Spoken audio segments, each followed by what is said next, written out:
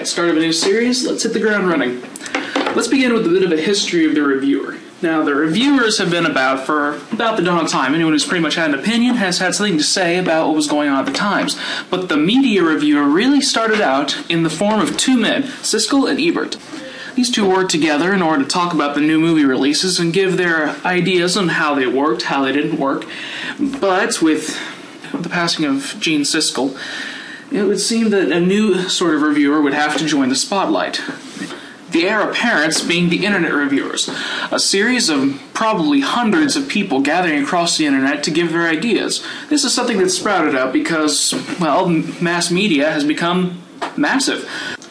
Where once people had to have their own TV show in order to explain their opinions, now the internet has made it remarkably easy for people to express their ideas. The most popular of these being the internet reviews. So let's take a moment to sit down and dissect these reviews into their three basic components. Try and think of them as the three O's of reviewing.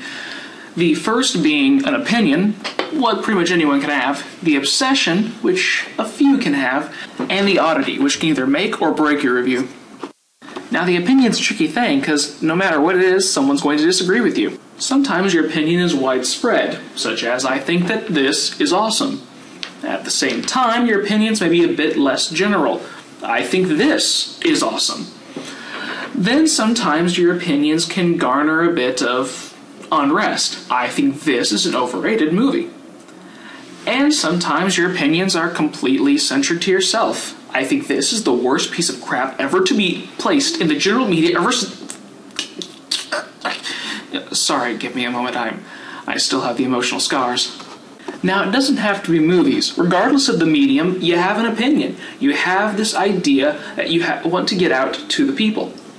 Now comes a limiting factor. I'm talking about the obsession.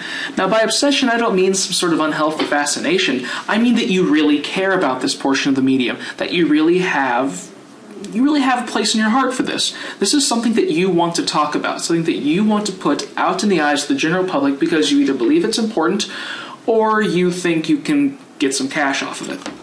The point is that you know something about it. You know enough to be intelligent about it. When you talk about that subject, you talk about it as if you know what you're talking about or as the people think you know what you're talking about.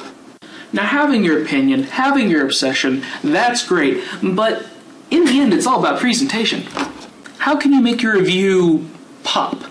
This is where your oddity comes in. The oddity is the thing that makes your review special. What separates your review from everyone else's? What makes it enjoyable? Now, let's be frank. A little bit of weird it's good. A little more weird, well, you might have more of a niche audience. However, you need to be sure not to go overboard on it or else you're just going to alienate people. It needs to be funny, it needs to be interesting, but you don't need to be scaring people off. Some critics' oddity is the idea that, well, they just throw in a few good jokes, that they have personalities to their characters, that they take on a new role whenever they become their reviewer selves and the camera turns on. Some people even put in storylines to their reviews, somehow connecting one completely different form medium to the other. Just like their opinion and their obsession, the oddity needs to be matched to the person, to the reviewer, to the critic who is giving out their idea to the audience and finding a way to bring them into their world, to bring them into their mindset.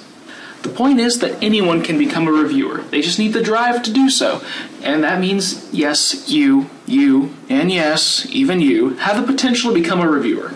And who knows, do well enough on YouTube and you might get picked up by a major reviewing organization. You might even get paid for it. Organizations like the Escapist magazine, ThatGuyWithTheGlasses.com, Blistered Thumbs, Channel Awesome, and so many more. And who knows, you might even turn a profit for doing something you love, and it doesn't get much better than that. But hey, that's just my opinion. That was fun. Maybe I'll try another one of these again sometime.